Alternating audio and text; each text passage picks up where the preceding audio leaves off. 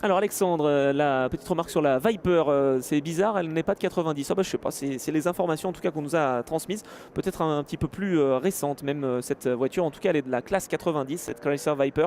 Après ça dépend peut-être des modèles aussi, mais c'est tout simplement eh bien, une variété spécifique de voitures. Peut-être que la mécanique date de 1990, mais la carrosserie est peut-être plus récente. On va peut-être aller demander, si on a l'occasion, de demander à Julien Grenet à sa sortie de voiture. Donc après la première demi-heure, lui qui est engagé dans la catégorie Saloon Cars, qui ont l'occasion de partager leur voiture. On a vu Eric Van de Viver tout à l'heure, peut-être l'occasion d'aller voir Patrick Brossard sur la TVR Griffiths, ou eh bien, tout simplement les pilotes de la voiture de l'Alfa Romeo Giulia Super de 1971, engagé par Bernard Zimmer et piloté par Bernard Zimmer, alors que Axel De Ferrand est donc également son équipier. Et vous apercevez à l'image le Poleman qui a donc un problème. Que se passe-t-il dans la remontée, cette Viper? On en parlait justement, il était en première position et il se retrouve en difficulté là aussi. Il est là avec cette voiture numéro 23. Ah, quel dommage pour le départ. Très très dommage hein, cette voiture qui n'aura peut-être même pas l'occasion de parcourir le premier tour. Julien Grenet qui avait réussi à s'imposer hier. Le départ qui devrait être imminent. So the start is imminent now. The cars are ready to go after this extra formation lap to evacuate the cars in trouble into this formation lap. So the Porsche number 84 is leading. The race is starting from pole position, just in front of the Audi Quattro number 30. And then we have Emmanuel Brigand in the Porsche number 91, trying to attack hard and to push hard into this first lap. And the first turn is for Fabrice Lefebvre in the Audi number 30. The Audi number 30 is leading this race ahead of the Porsche number 84 and the Porsche number 91. What a start from this Audi. Et attention, on va voir également après le départ de l'Audi numéro 30 qui a pris la première position, celle de Fabrice Lefebvre. Eh bien, on voit la remontée de la Lucchini BMW. On vous en parlait justement de cette Lucchini. Eh bien, au freinage d'Adélaïde, elle va peut-être s'emparer de la deuxième position. C'est fait pour la famille Darocha. La famille Darocha hein, qui est toujours très active en course historique et qui nous le prouve encore une fois. Et derrière, attention, on est prudent quand même. Dans la TVR Griffiths, on aperçoit Eric Van de Viver. On l'a aperçu rapidement.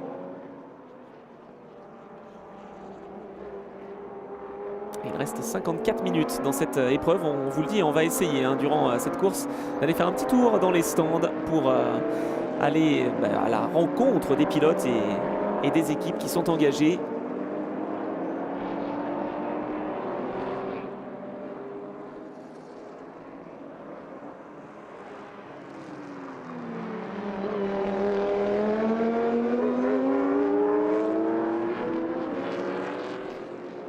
On parle également de course de côte. Tiens, sur les réseaux sociaux, on salue David Meillon. Et la course de côte, le championnat de France de la montagne, remporté de nombreuses reprises par Nicolas Schatz qui est présent. Attention avec l'attaque pour Frédéric Darocha qui s'empare de la première position. A new leader now with the number 15 car, the Lucchini BMW, just ahead of Audi, an Audi Quattro, and then we have a Porsche number 84. So 3 German engines in the top 3 positions. BMW in front of Audi and Porsche. Et voilà, on a 3 moteurs allemands aux 3 premières positions. Le moteur de la Lucchini, c'est le moteur BMW, celui de Frédéric Darocha, une 58 852 dans son dernier tour. Mais attention derrière, et l'aspiration. Alors c'est compliqué de dire qu'il y a l'aspiration parce que là franchement, l'Audi Quattro n'a pas non plus l'aéro qui va par rapport à la Lucchini BMW. Mais c'est ça qui fait le charme, je trouve, de ces courses historiques. Exceptionnel de voir des voitures toutes aussi différentes et variées les unes que les autres. 3e position pour une Porsche. Et l'attaque de l'Alfa Romeo numéro 32. Oh, attention, l'Alfa numéro 32, piloté par Vincent Drouillot. L'Alfa de 1981 qui tente de faire l'intérieur sur la Porsche. Et derrière, on a la fameuse Elva MK8, hein, cette voiture à couleur quasi dorée. Et bien, cette Elva MK8 nous a régalé en fin de journée hier.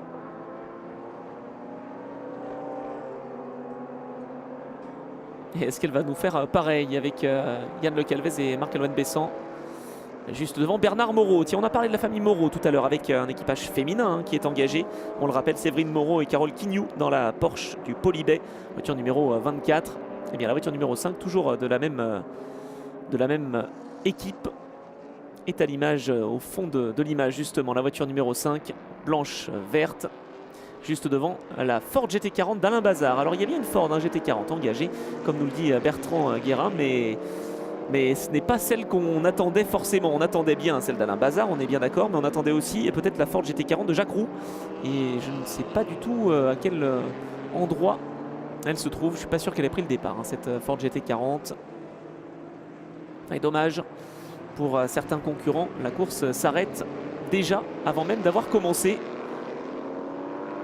Bonne question, tiens Alexandre Chassa, quand le retour du V2V au Vigan? Eh bien peut-être pour l'année prochaine. Tiens, je sais pas, c'est une idée qu'il faudra soumettre à la direction V2V. C'est vrai qu'on a de beaux circuits, l'occasion de rappeler le calendrier des courses 2018. Et à l'attaque, attention, l'Alpha, on l'a surveillé du coin de l'œil, il est passé. Le pilote Alpha devant la Porsche numéro 91, pilotée par Emmanuel Brigand. Ouh, les Porsche engagés dans la catégorie GT, VHC, V2V qui se battent. Emmanuel Brigand avec la Porsche numéro 91 qui a remporté la victoire de catégorie hier face justement à la Porsche numéro 5 qui a connu quelques problèmes mécaniques. Et bien là pour l'instant c'est une Alpha qui est devant les deux Porsche et l'Elva MK8, modèle tout à fait différent en termes de dimension, qui essaye de se défaire de son adversaire.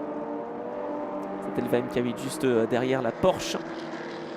Et tandis qu'Emmanuel Brigand a pris l'avantage, tiens, sur l'Alfa Romeo.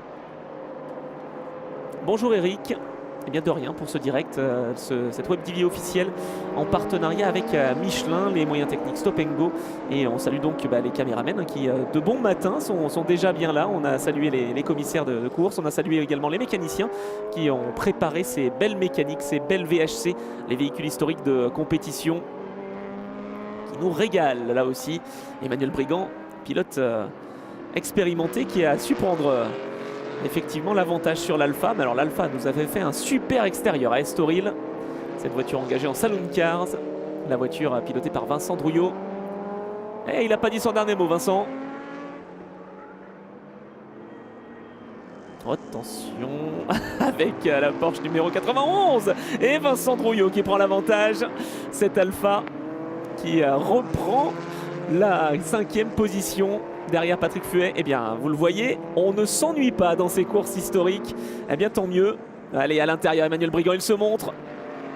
Oh, pas facile du tout pour Vincent Drouillot, mais pour l'instant il confirme et conforte sa position. 5e place, donc pour l'instant en tête c'est bien Frédéric Darocha. On n'en parle pas forcément, mais il vient de signer le chrono de référence. 1:50.851 pour Frédéric Darocha, leader en catégorie prototype devant l'Elva MK8 de Marc-Aloën Besson et Yann Le Calvez. Et puis évidemment derrière on retrouve Fabrice Lefebvre, Sébastien Mathieu et Patrick Fuet donc pour le top 4. Et voilà pour la bagarre pour la 5e position. Vincent Drouillot qui prend la trajectoire extérieure. C'est la trajectoire qu'il faut prendre pour cette Alpha. Mais derrière les Porsche ont tendance à plus couper l'épingle. Attention à ne pas venir percuter ses petits camarades. On a là ici sur cette image les deux Porsche et la Ford GT40 qui sont engagés dans la même catégorie.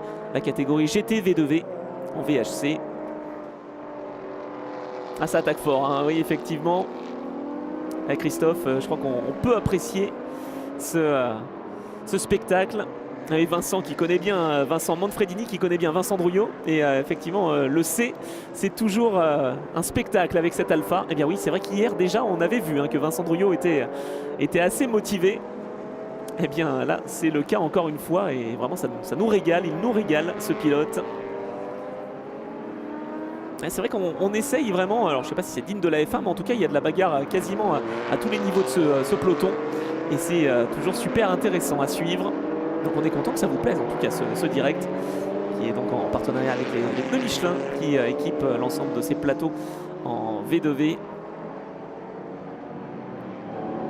Attention, freinage de Bernard Moreau, multiple champion de la catégorie VHC V2V. Et bonjour à Frédéric Sausset. Alors, à quelle heure le live GT P3 PFV? Eh bien, je le dis tout de suite, à 11h55, la course de 4 heures. 11h55, qui est donc le début de cette épreuve. La procédure de départ, ce sera aux alentours de 11h25, 11h30. On va essayer de faire une remontée de grille de façon à vous présenter ce qui va se passer dans la course de 4 heures. La grande course, donc, de la journée. Une des grandes courses, parce que celle-ci aussi, hein, 1 heure pour les VHC. Eh bien, il y a du spectacle, on peut vous le dire. Et là, on essaye de savoir un petit peu où la bagarre peut avoir lieu. Mais je crois qu'on a bien compris avec Vincent Drouillot, Emmanuel Brigand et Bernard Moreau. Et puis là, on retrouve les Porsche de la catégorie Ferdinand Cup. Avec l'Alfa Romeo qui a un problème moteur. On en parlait tout à l'heure de cet Alfa Romeo numéro 13, Francis Niel, avec l'Alfa 75 de 1989 qui est contrainte à l'abandon. Ah oui, juste derrière la JD Gordini. Là, ça n'a pas traîné. Et malheureusement, effectivement, eh bien, c'est l'abandon pour cette belle voiture. Il n'ira pas plus loin avec son Alfa Romeo 75. Ah, quelle déception. Quel dommage pour cette voiture.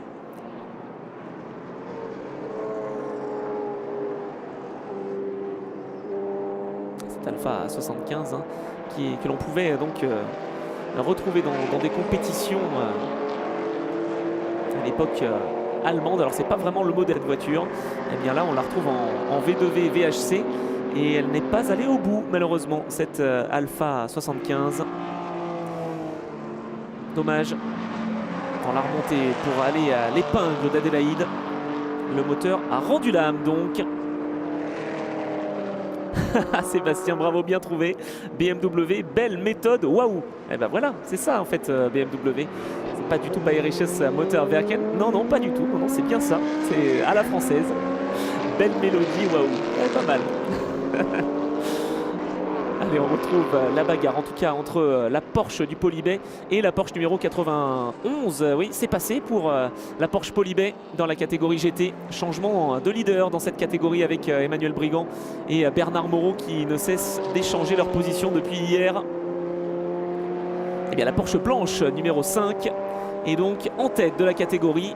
Troisième position dans cette classe pour Alain Bazard et la Ford GT40 numéro 2.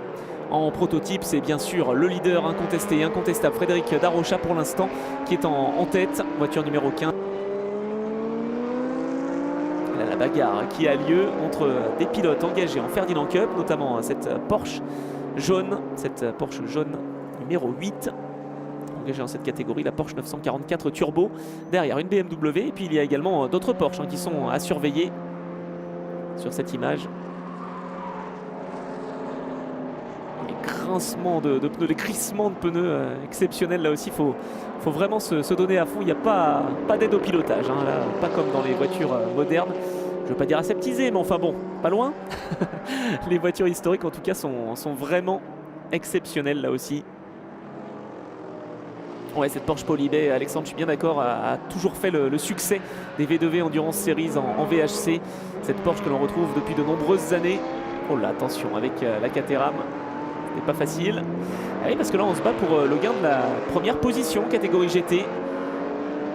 La voiture numéro 5 face à la voiture numéro 91 alors qu'on s'arrête au stand pour l'un des concurrents en Ferdinand Cup. Voiture numéro 59 pilotée par Franck Laga et Pascal Drault. Au stand donc qui intervient après 20 minutes dans cette épreuve. On la retrouve, tiens, cette voiture justement sur la motivée officielle. Gauche de l'image, écran splitté pour suivre la course et également ce qui se passe dans les stands.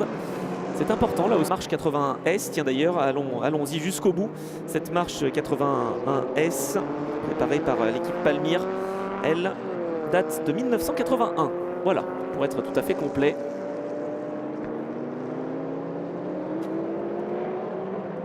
Eh bien effectivement Jonathan, c'est une bonne chose. À tout à l'heure sur le circuit.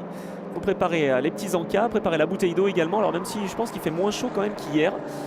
Mais il faudra quand même se préparer.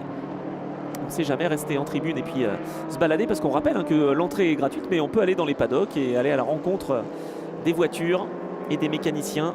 Sans gêner hein, bien sûr, on ne va pas aller jusque dans la pit lane. Mais enfin, on peut aller dans le paddock derrière. Et c'est vrai que tout est assez ouvert. Et c'est ça aussi l'ambiance V2V. Et bonjour à Roland. Dijon, tiens, justement, bah, c'est un meeting qui sera visité, c'est un circuit qui sera visité par les V2V Endurance Series. Ce sera le dernier week-end de juin. On ira effectivement sur le circuit de Dijon-Prenois, donc on espère vous voir, Roland. Salut également à Christophe.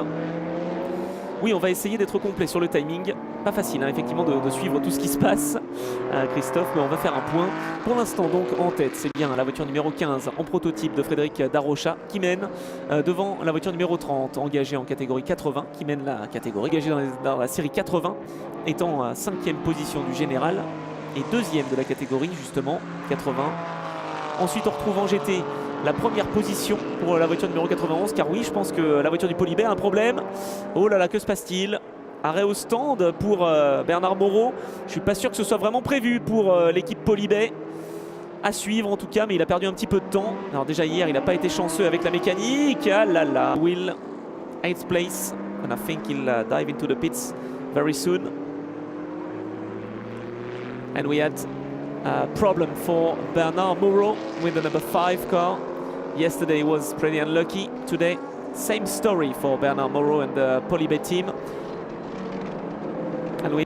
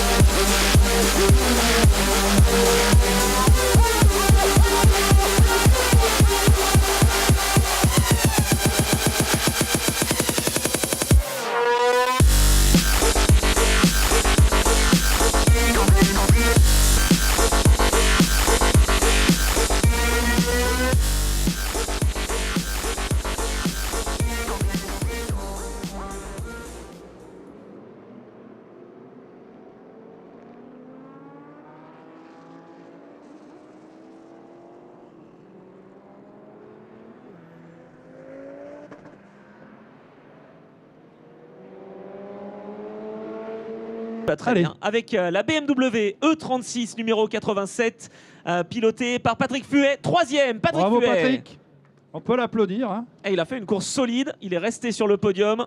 J'ai bien failli pas le faire, le podium. Et il a failli pas le faire sur la fin. Effectivement, j'ai vu qu'il y avait une belle bagarre jusqu'à l'arrivée. Cette épreuve Saloon Cars hein, qui est venue venu se greffer sur le V2V VHC. Là, on est vraiment heureux de les accueillir. Deuxième place pour la Porsche 964, numéro 84 de Sébastien Mathieu, encore bravo sur le Sébastien. podium. Et beaucoup de supporters pour Sébastien sur les réseaux sociaux, je tiens à le dire. Cette Porsche 84 qui s'est lancée donc de fait en première position après l'abandon de la Chrysler Viper numéro 23. Mais le vainqueur, le grand vainqueur, il s'est même battu face à la Lucchini BMW, Fabrice Lefebvre et l'Audi Quattro. Bravo Fabrice. Victoire donc pour l'Audi réplica, j'allais dire, qui a été mise aux conditions voiture de piste. Voilà. Allez, hymne français. Eh bah oui, en on va l'honneur du écouter vainqueur. la Marseillaise.